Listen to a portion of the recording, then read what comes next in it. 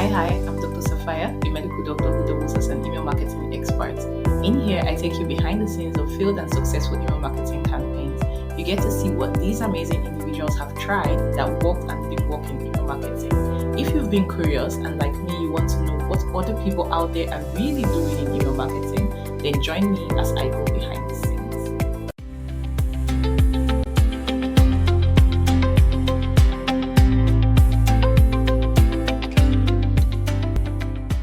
Super excited to have this particular guest on the show, a multi-six-figure business strategist for established female Christian coaches and the owner of the BCW Candle Boutique. She's not only a coach for female coaches, but also service providers. And she's going to be showing us how she drives responses, replies, and more with email marketing beyond the sales, because we've talked a lot about sales. So beyond the sales, let's see how she's driving responses and replies with email marketing. And when I say established and business strategies, I'm talking coaching, challenges, journals, candles. I've seen her do it all in business and win at it because I've been following her for quite a while and I've been privileged to be a part of some of her programs. And oh my, you're definitely going to love today's particular session.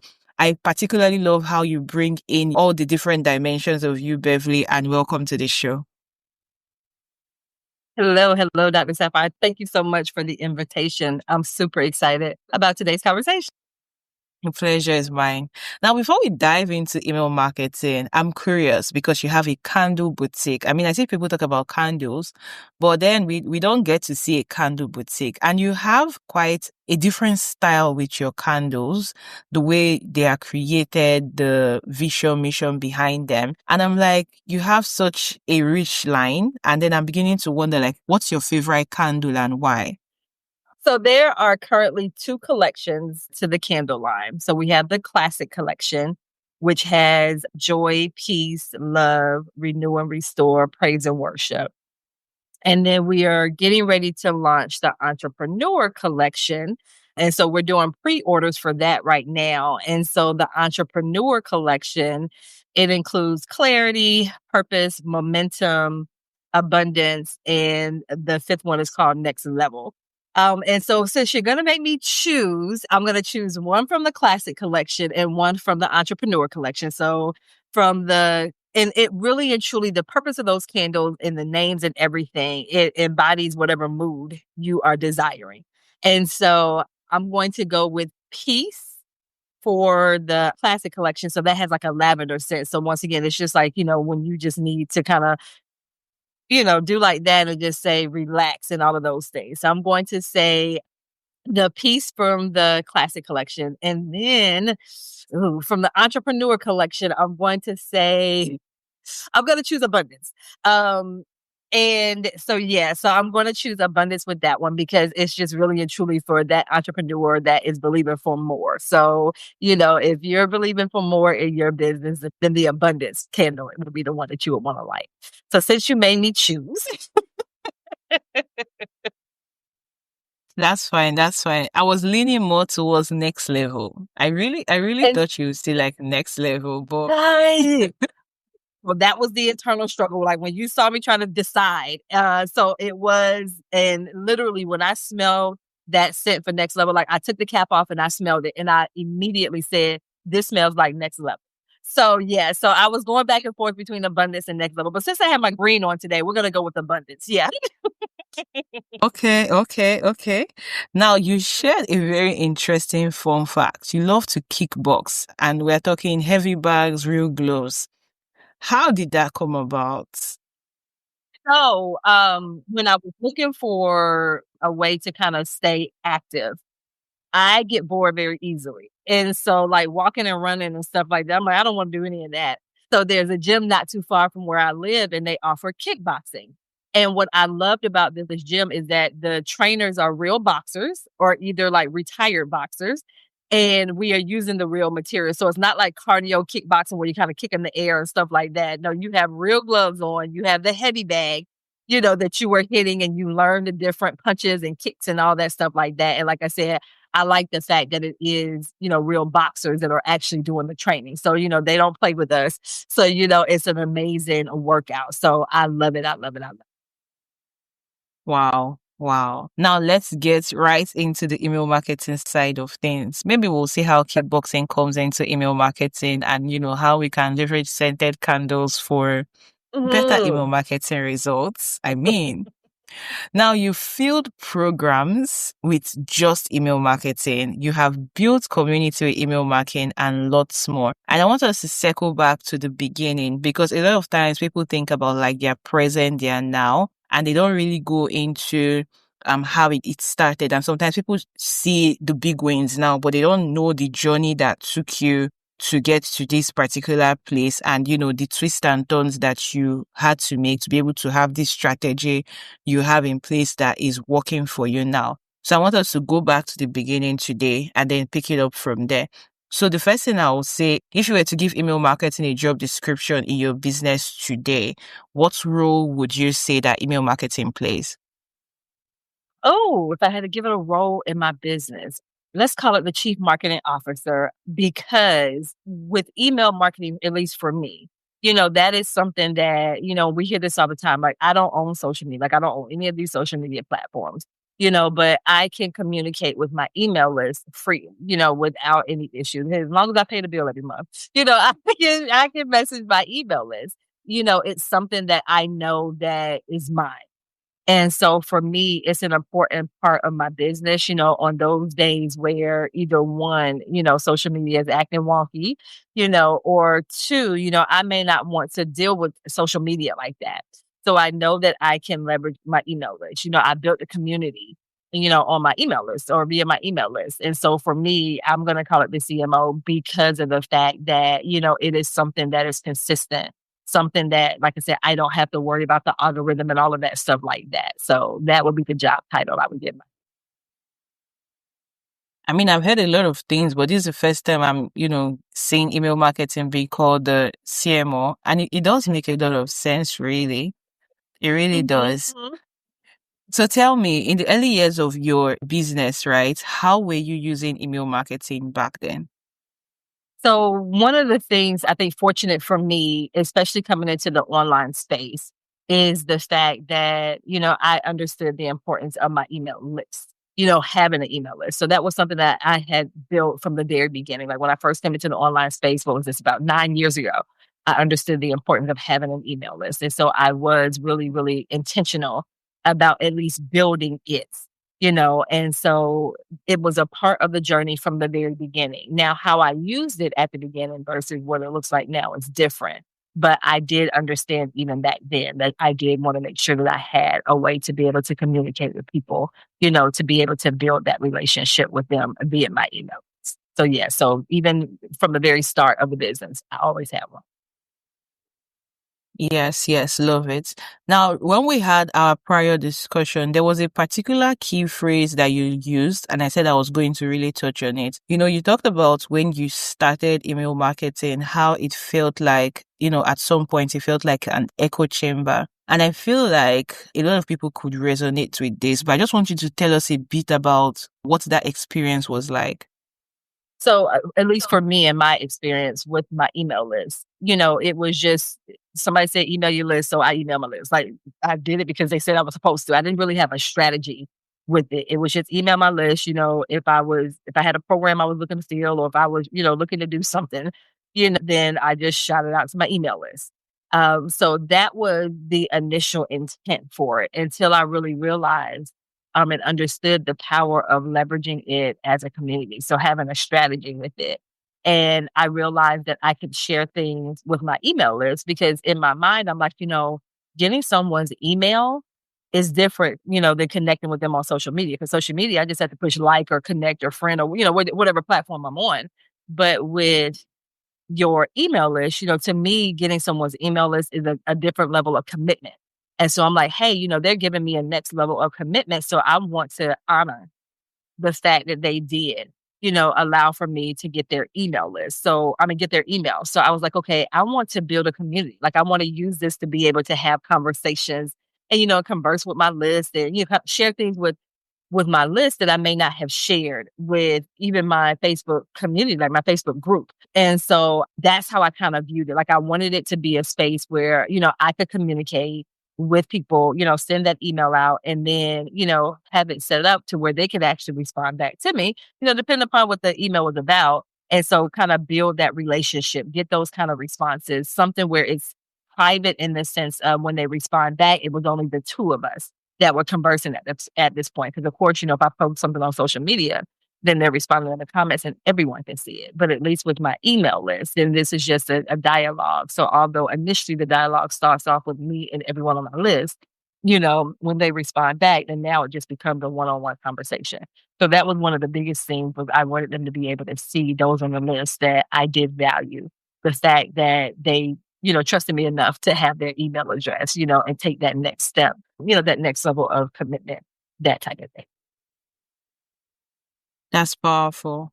Now, I'm wondering, right, because of what it is you wanted to achieve with email marketing, before you started getting like the responses to your emails and stuff, when people weren't responding and it felt like you were just throwing stuff out there and trying to make it work, how did you feel about that? How did you feel about trying to get your emails to resonate, about trying to get the responses? I'm just curious as to how you felt, really.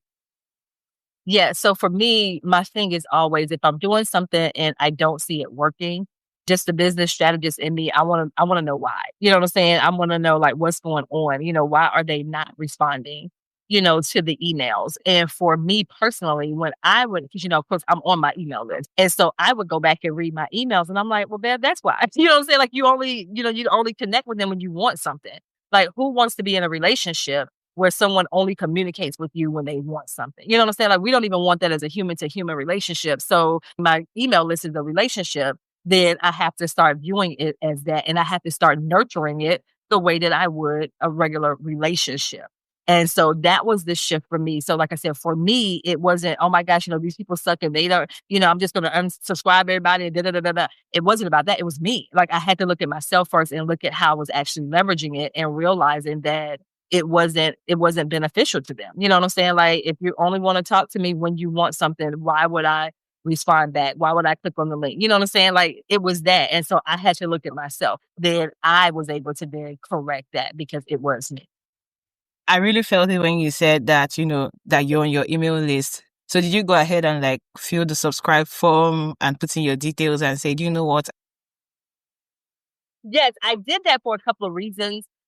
Just for like, once again, business strategist. I did it for deliverability sake, Yahoo account, my Gmail account, and my regular, my business account. Like I did it all three of my emails because I wanted to see if, where did they go? Like where did they land? Did they actually land in the inbox? Did they land in the promotion folder? Did they go over to spam? So, just from the business side, I did it like that. But like I said, also just for myself, when I actually was looking at that and I'm like, well, what's going on? And I actually, read one of the emails and then read another one and then read another one. I'm like, this sucks, man. Like, I was real honest with myself. I'm like, this sucks.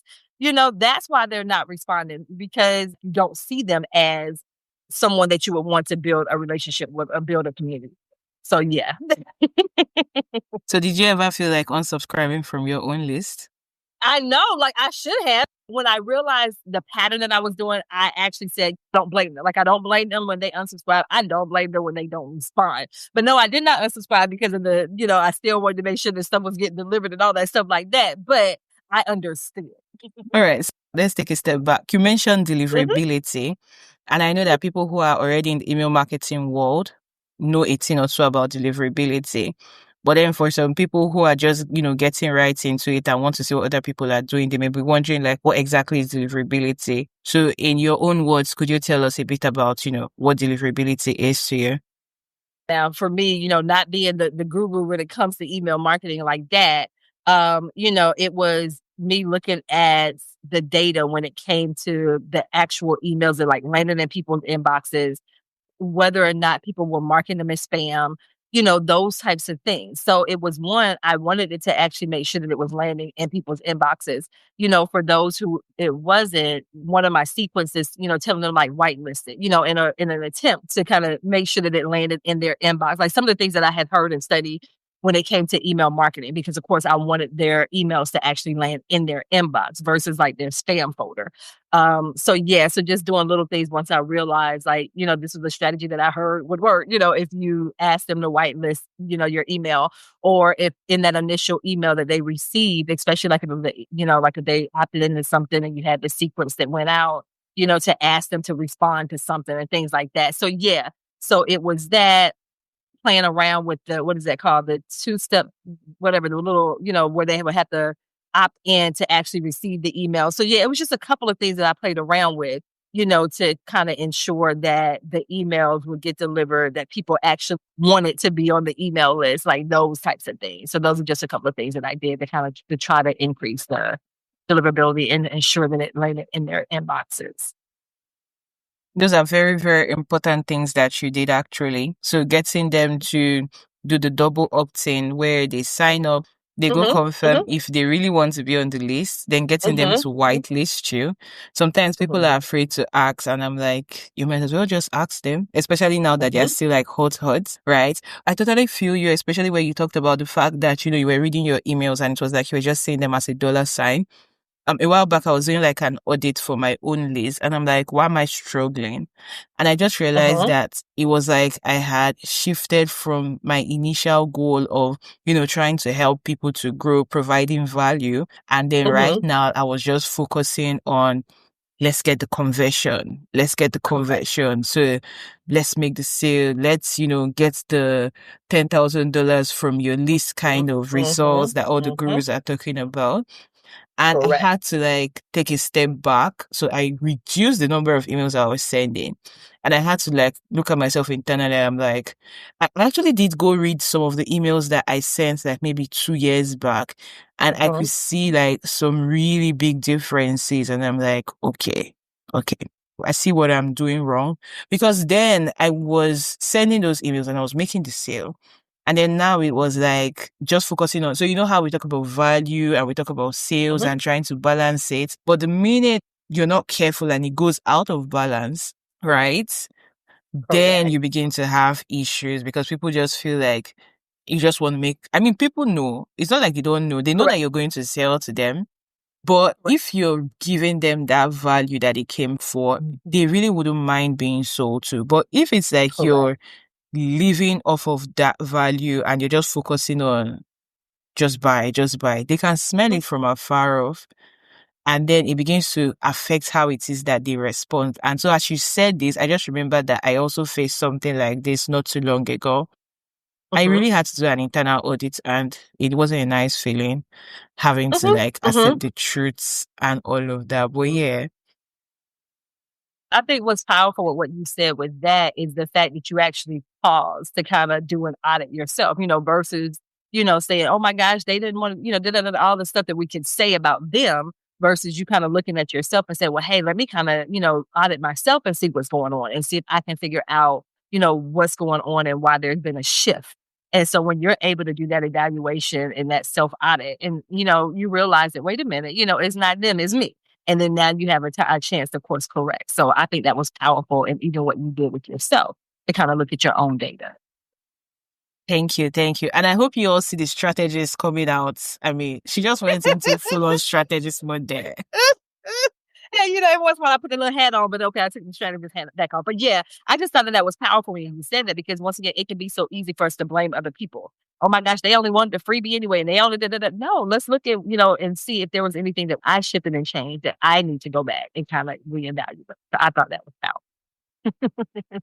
Yeah, definitely. So now let's move forward into, where it is you're coming from to where it is that you are today a bit, right? So I know that we talked about challenges of sending messages that the audience didn't resonate with, but you also did some certain things along the way. Aside the fact that you shifted your approach to building a mailing list, right? And you moved from building mailing lists to actively building an email community. You also switched your email service provider along the way, right? So I want to know, when you say shifting your approach, I know you talked about like giving value and not just trying to see them as a dollar sign.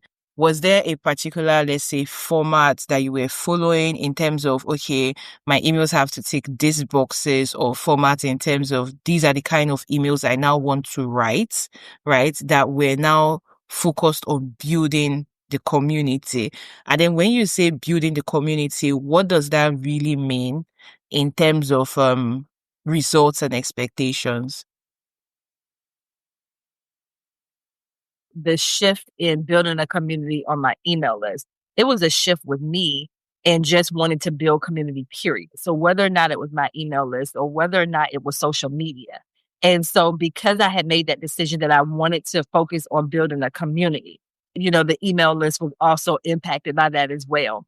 And I didn't necessarily, follow any type of formula in that sense. It was more of, once someone reads my email, what do I want them to walk away with? Like, what was the nugget in there that they can literally, they see that value in that. And just like you said, it's that value component of it, and, a lot of it, I do try to have some type of storytelling component to it, when it comes to the email list, just when it comes to my content, period. Because I find that when you leverage storytelling, people, they literally try to, put themselves in the story. So it kind of makes it more relevant and real to them. So certainly leveraging more of storytelling when it comes to my content. But like I said, not necessarily following any type of formula. It was just like, once again, when someone gets done reading a piece of content from me, how do I want them to feel? What is it that I want them to walk away with? And that's always, even now, period. Like I said, any piece of content that I put out, that's the ultimate goal. And so, like I said, even with the email list, there's not a certain sequence that I follow. It's just a matter of, ensuring that there's some value there, ensuring that they walk away with something. And then for those that, want additional support, because it's only so much you can give in a piece of email content. If you want that true transformation, then you can invest in this, or we can talk about this. So inviting them to then, continue on that journey of transformation. And if you want that, then this is what you can do to be able to achieve that. So definitely including value, but also including an invitation to get the level of transformation that they need. Right.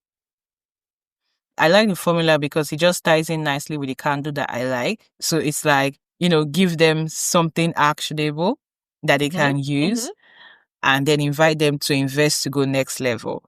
It's so aligned with me. It's going to come up a lot in this conversation. But yeah, we're inviting them, we're helping them, and we're taking it next level. And I think that that's something that people should actually leverage. The fact that we're not saying don't sell on your emails, but we're saying that help people, then invite them to go next level. Because the fact that they trust you enough, or they see this small result, or they see this small step with the one email, the 5 emails they read, and stuff like that, it makes it easier for them to say, do you know what? I want to take the next step. I want to move forward. And so you actually have to add in that invitation, right, to the email as well. So it's not like we are now doing, purely sales or purely this, but we're just bringing everything together. So it's just like in synergy. And I like the way this is flowing. Now we're talking about getting these people, to community mode, where it's not just list building and you just say it like subscribers, but it's like people you actually genuinely want to help. And then I'm just thinking, when it comes to, this community, I know that you send a lot of emails, and I mean, I've seen you pivot and sell so many things in your email list, and somehow you have a way of just bringing it together into like our overarching, reason for being on your list. So to say, so for example, you started the candle business, but when we joined because you were like business strategies for Christian entrepreneurs. But these candles still resonate with us on a very deep level, because it's like we have the abundance, we have purpose, we have next level, that kind of thing. But we didn't sign up because of candles. But you brought in candles, and somehow you knew how to make the messaging fit in to where it is that we were, and so that it was so easy for us to say, we are also interested in this thing that Beverly is doing. And so 2 things that I'm looking at. how do you ensure that your messaging, because I think it's a big part of the community, is always on brand, irrespective of the diverse pursuits that you have or the different sides of you trying to bring that in? And then the second thing is, what are the steps you will say? Because I know that I've replied a couple of your emails, and sometimes I just sit and I'm like, oh, I need to respond to this before XYZ. And I'm like, so what are some of the things you do intentionally or unintentionally, or things you have seen work that help you to drive those responses and replies to your emails? Even with the candle business, for me, it's having that level of transparency. Like, I take you guys on the journey with me whenever I'm doing things in my business. And I share with people, it was actually it was a 30-day challenge that I did that birthed those candles. So the people in my community who were a part of that challenge, they were there when it was birthed, when the idea was dropped in my spirit to actually do it. So, they were a part of it. And that was such a powerful thing to kind of bring you guys along on the journey. And then the second collection, which is the entrepreneur collection, I created that with the entrepreneur in mind because that is my target audience.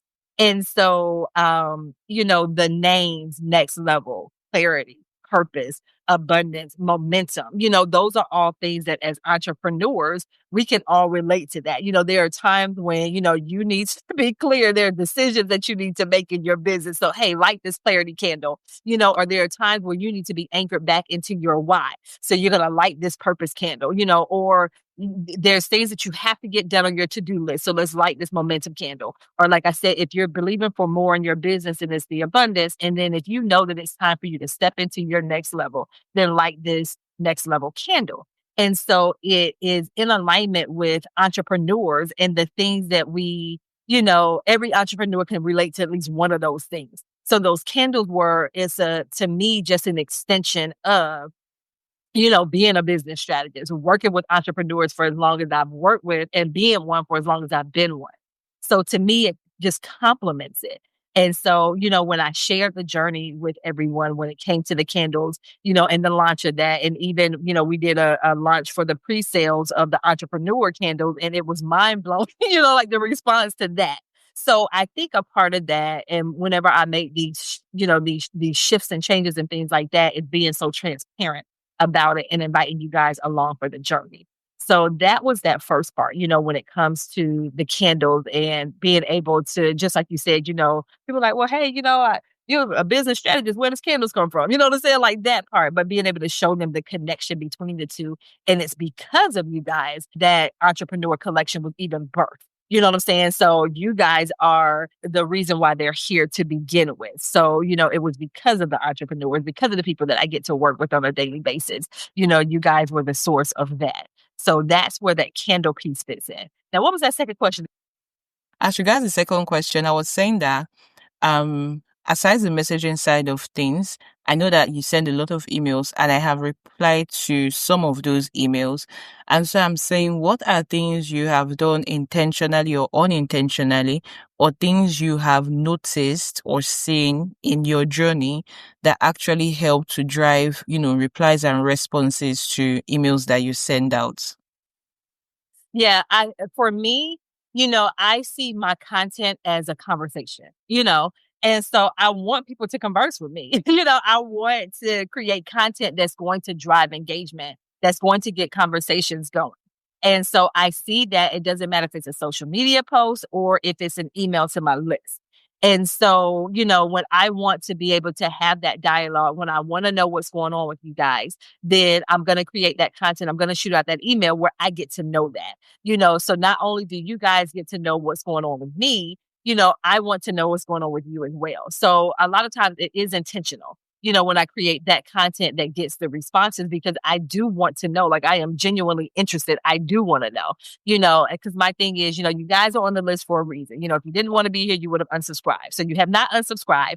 And so, my job is to ensure that the content that I'm giving is of value. You know what I'm saying? That it's going to help move the needle, when it comes to what it is that you do in your business. I genuinely want to know. And so, like I said, a lot of times that it is very intentional. The content that gets the responses back, whether or not it's my email or even on social media. So yeah, it's definitely 99.9% of it is intentional. Those times where people do respond, and a lot of times with any of your content period, when you just thinking, hey, I'm just going to share something, it's not, you don't put a lot of thought into it in that sense. You're like, hey, I just want to share this. And you actually get some of the best response, some of the best engagement for something that you didn't plan like that. But it was just something that, hey, I just want to share this with you guys. And, if you can relate, cool. So, some of the ones that I've gotten the best engagement with actually hasn't been, some of my intentional content. It was just, hey, I just wanted to share this. And it just resonated with people so much that they had to respond. So yeah. Love it. And I'm picking out particular keywords from what you're saying. I picked out transparency. I picked out intentionality. But the fact that, you carried people along the journey. And so even though you were making a bit of a pivot or bringing in something new, they knew about it. They were not taken by surprise. In short, they had even been part of the process. And so you see, that's like a minor shift that is going from just list to community. So if we look at like community, there are people that have like same beliefs, right? People that believe in a particular vision and that kind of thing. So when you're doing that and then carrying them along with the vision and how the vision is evolving, okay, they get to see it, they get to know it. And it's like they can even speak on behalf of the brand because you have taken them through the journey with you via emails and other ways. Now, when we talk about intentionality, is the fact that you don't just send your emails as like, oh, hit and miss. You're sending these emails particularly because you want to achieve XYZ. And so you're taking out time to plan it. Now, the last word I was looking for was resonance. And I really picked in on that one because yesterday I was listening to something again and it still boiled down to resonance. The fact that people can relate with it is like, because you said something, you said, if you can relate with this. So the fact that people can relate with it, the fact that people may have experienced something similar in the past or have been in those shoes, right, is something that will always, always drive engagement.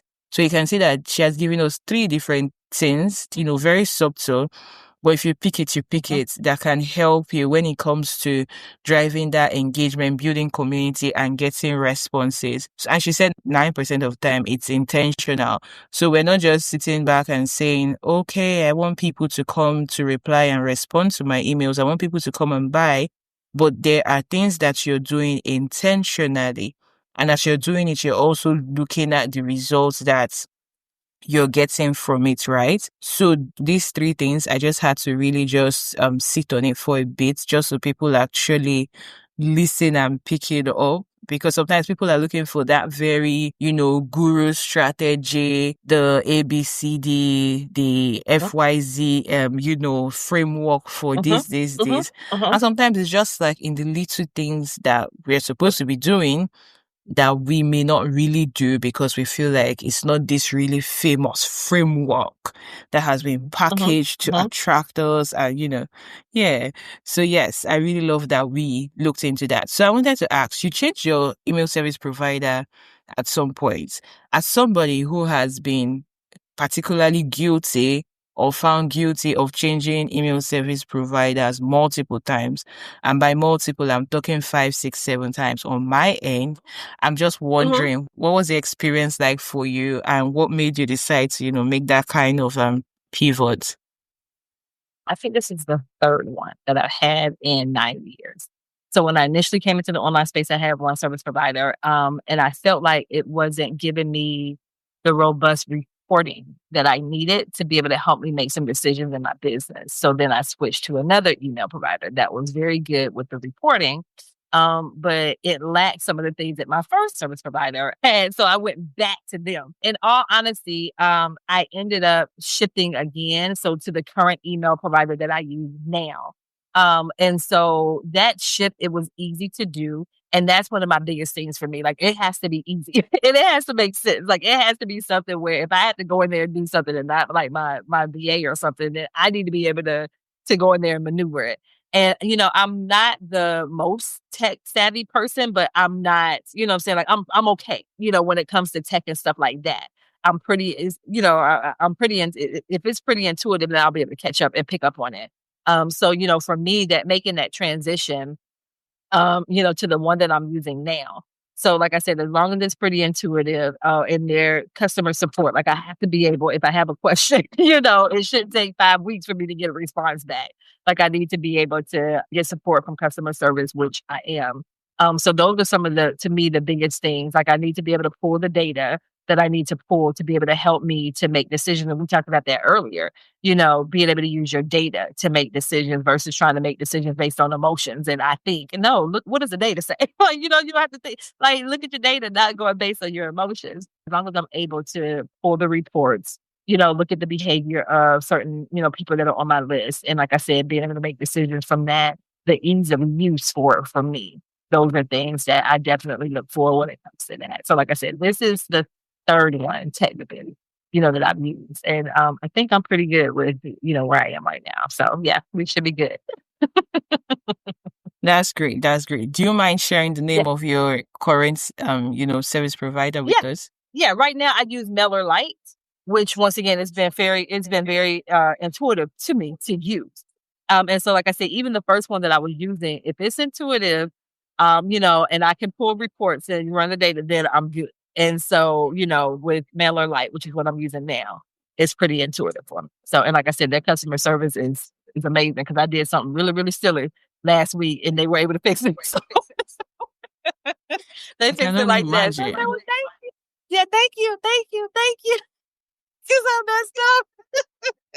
But yeah, I can only imagine. I'm trying to block it out my mind.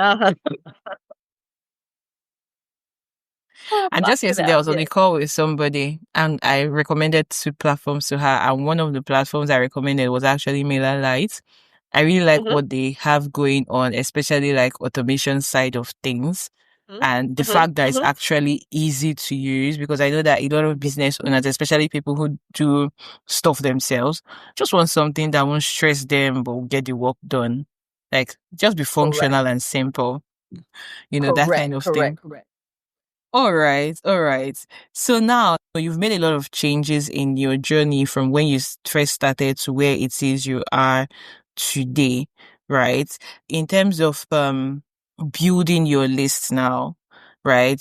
From just building your email list to community and all.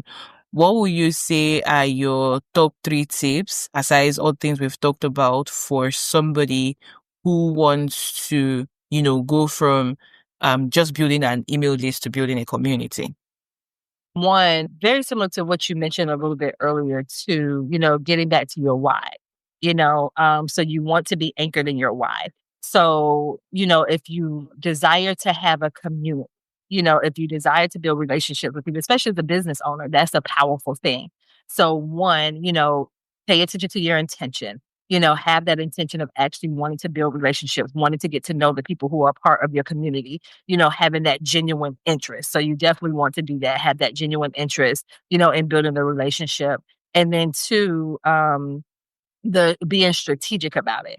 And so for you, you have to decide what works best for you and the people on your list. There are people that say email your list every day. There are people that say email them twice a week, whatever it is. But you have to find the cadence and the rhythm for your audience. Remembering that there are people on the other side of that email. And once again, they've given you the privilege of having access to their email address. So you definitely want to make sure that you respect that. So like I said, one, definitely anchored into your why and wanting to actually build a relationship, to being strategic with the actual content that you send out to your people.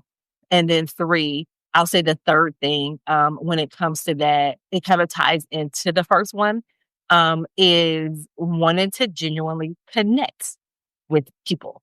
And so seeing your email as a connection, because I truly believe that right now people are craving connection and relationships right now, just the state of the world that we're in.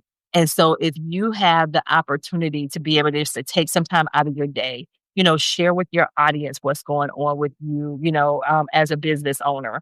And then being able to then invite them to share with you what's going on, in their world, then, you end up with that longevity when it comes to them being a client and, they will actually look forward to your email, your emails coming in. They will actually email you and they're like, well, hey, I didn't get your email today. Or, you hadn't emailed us in a week. Is everything okay?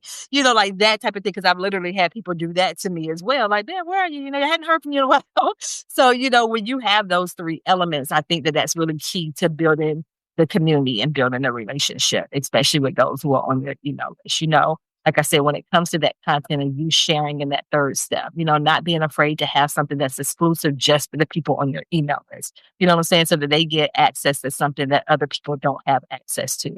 So once again, just the power in being intentional about building those relationships. Yeah, definitely. I love it. Now let's look at results and impact, right? So if you're asked like measurable results, shifting from list building to community building has, brought for you and the impact it has had on your overall business and sales, right? What are the things you're going to say about that? So yeah, definitely with my email list, it does certainly help with sales. And so for me, I believe from the data that I've gotten from the research that I've done, that a lot of the people, they may see my content on social media, but it's also having that consistent connection with them via my email that kind of drives home. And for those that may be sitting on the fence, I know that they're coming in via the emails that are sent out. So for me personally, my social media and my email list, they go hand in hand. But I really feel like the driving force for a lot of my sales is because of my email. And so, that's just an essential part to my business. And so that's one of the key things that I have noticed that, especially if there is something that, and this is just strictly about the sales. So if there's something that I am, whether or not it's a program or, course, whatever it is, that I may be looking to fill, those final spots or whatever, then once again, the strategy that I have when it comes to the email sequences that go out, they've been very powerful. And like I said, securing those sales, whether or not it's the first few sales that come in or, those last few sales that come in. So I love to be able to use my email list as like the bookends, to get the sales going and then to close in those final few sales for whatever it may be that I'm promoting at the time. Powerful stuff right there. You didn't call it a chief marketing officer for nothing. It's doing a lot of heavy lifting for you. Yes, it does its job. I put my email list. I look, yeah, I make them work. Like, look, you're gonna be here on the clock. You got to do your part now. Look, yes, Very ma'am. important. Very important. And then when we look at engagement side of things, would you say that, this shift has also helped to improve your engagement for your email lists vis-a-vis open rates, clicks, and the likes?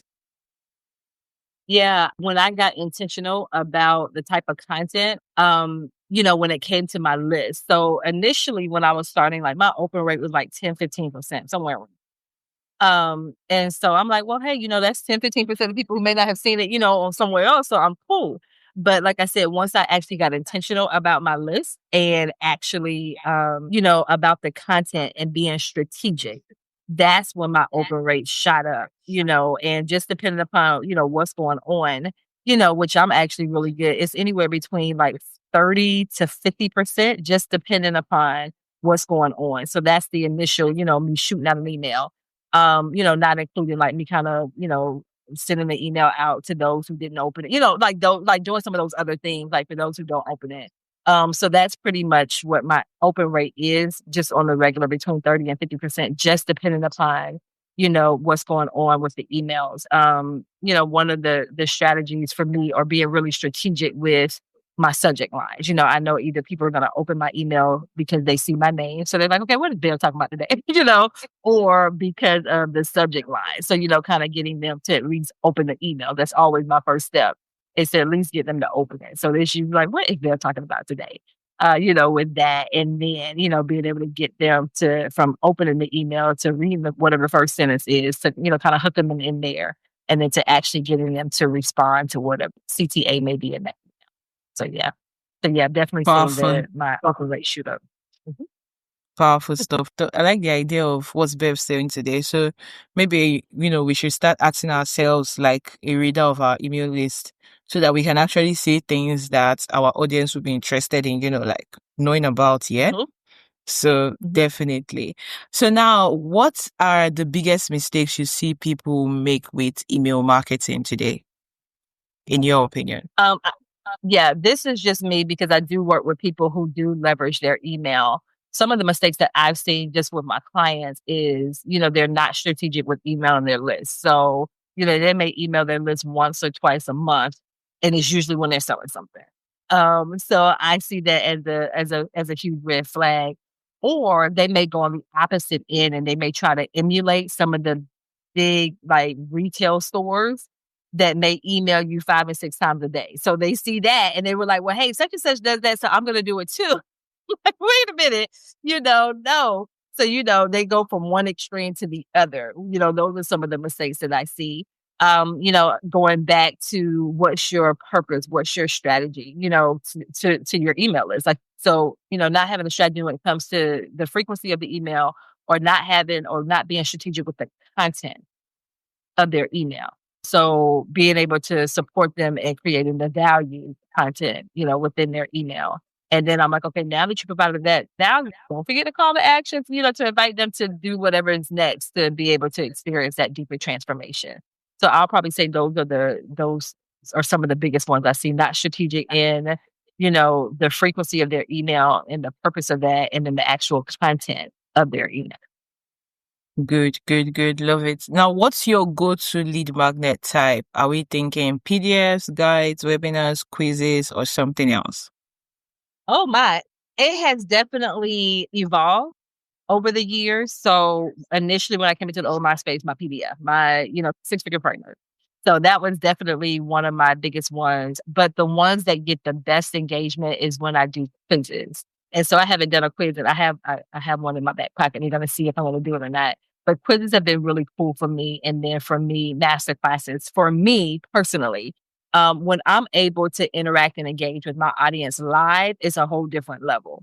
So, those are just for me some of the things that have been really powerful with building my list. Like I said, PDFs when I initially got started, quizzes, and then like master classes. So anything that I do live, they usually like to come on in and, be in the room. I'm always talking about get in the room, get in the room, get in the room. So those are things that have been really helpful in building my. And we all need to get in the room. Don't worry, I'll tell you how you can get in the room very, very quickly. Now, what's your take? Evergreen launches versus seasonal launches? My background is in education. So I was a middle school math teacher for 14 years, transitioned into training and consulting for other companies, and then doing it myself. So for me, I feed off the energy of the audience. So if I have something live, and being an educator, I'm used to working with people in cohorts versus it being like either evergreen or ongoing, so that's just my own personal, because of my personality. So I'm definitely the seasonal launcher. I love launching. I keep it very simple. I'm not doing all this long drawn out stuff because that's just not part of my personality. So that's me. It's nothing wrong with evergreen. It's just not for me personally. It doesn't fit my personality. Like I said, I love interacting and engaging. And even, and I know even now with evergreen, like you can still be like in the chats, engaging with people. But for me, it's just nothing like the energy that I get from presenting live and the knowing that the people are there and seeing what's in the chat and all that stuff like that. Just for me, it's just something that kind of, like, yeah, they're there. Yeah, yeah, yeah, yeah, yeah. Or if I'm not giving response, like, oh, this sucks. Wait a minute. Let me see if I can course correct, in the midst of it. Because like I said, with my background being in education, I know how to deliver content. I know when you have a classroom of 37 graders and you're trying to teach them the Pythagorean theorem, yeah, you're going to find out real quick how to keep people engaged and stuff like that. So for me, it's just, I get that. And I just draw from the vibe of the crowd. So yes. I have to say 2 things I'm picking out here. Number 1, know yourself. Number 2, leverage your background. Like I see people be like, oh, I was doing this and now I want to come into email marketing, or I want to become a this, and they're wondering, and I'm like, there are so many transferable skills. There are so many things you can transfer without even knowing.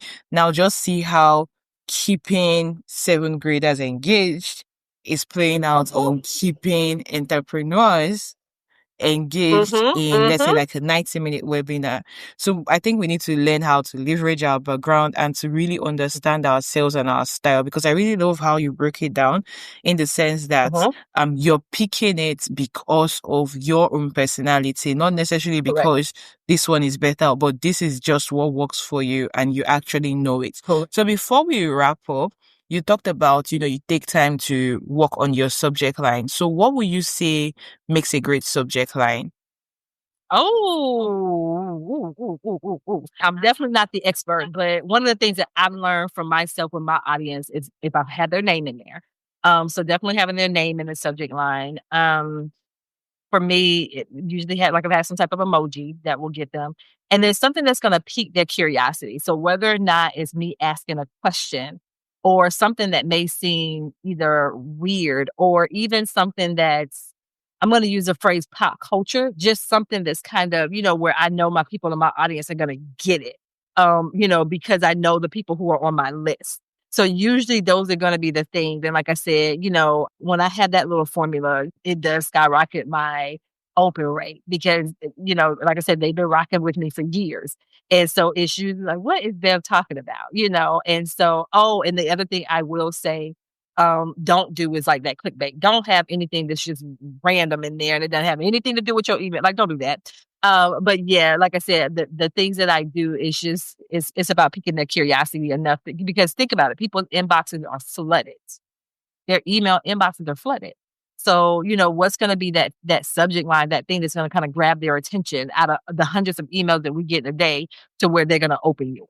So that's always my thought process with that when it comes to my subject. Definitely action steps for every one of you listening to this to try. Now, Beverly, I love how this conversation is going. I don't want it to end, but I need to let my listeners know how they can get into the room, how they can find you, how they can work with you. So, where can people connect with you, learn more about what it is you do? And second, is there anything interesting or, something you're working on that you would like to share with us? Yeah, so thank you so much, Dr. Sapphire, for this opportunity to come on and have this conversation with you. So I am on all social media platforms. Just search Beverly Walthour. Like my name is very unique. So certainly search Beverly Walthour. I'm most active on Facebook. So if you want to know really what's going on in all the things, then certainly check me out on Facebook. If you are an established Christian female coach or service provider for coaches, and I do have a Facebook group called Highly Successful Christian Female Coaches and Service Providers. So that's where we kind of hang out, in the online space is over there on Facebook. And in particular, if you are a coach, a Christian coach or a service provider, then, go find us over there on Facebook. And then my website is just www.beverlywalthour.com. So those are all things coach or business strategists. And you can find all those things there. And then if you're interested in the candle line, then once again, we have our social media pages for those. So it's BCW Candle Boutique. And the same thing, we're on all social media platforms. So, whichever social media platform is your jam, then, search us and you're going to find us there. And then you can connect with us there. And then the website for the candles is www.bcwcandleboutique.com. And yes, I'm going to definitely be dropping all these links in the show notes so that you all can go over and, hit that button and get all the information you need. Today, we have looked at beyond sales, driving responses with email and replies with email marketing. But beyond that, I think we have given you all a mindset shift into just what you can do with email marketing, how you can make it work. And Beverly has been so generous with us to show us just exactly what it is she's doing and how you can leverage that in your own business. So if you do not walk away with anything, please don't forget the action steps that she has shared and don't forget to connect with her on social media. Now, before we drop off, because we must drop off, I need you. I want to make a recommendation. I want to make a recommendation. if you are going to check out the candles, please join me in Team Next Level, because everybody deserves to go next level in their email marketing, in their business, and in everything you're doing. I mean, you should build momentum. It's good as well. I think that's another one that I really like. You should build momentum.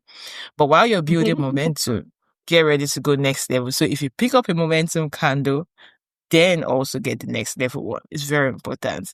And with that, don't forget to follow us, subscribe, comment, and share. This is still Email Marketing Experiment, where we bring you behind the scenes of failed and successful email marketing campaigns. Very simply, what people are doing in their business that has worked and didn't work. And today you have gotten a whole bag full of goodies. Don't forget to apply it. Until next time, stay tuned. Thank you so much, Beverly, and it's a pleasure to have you on the show. Thank you.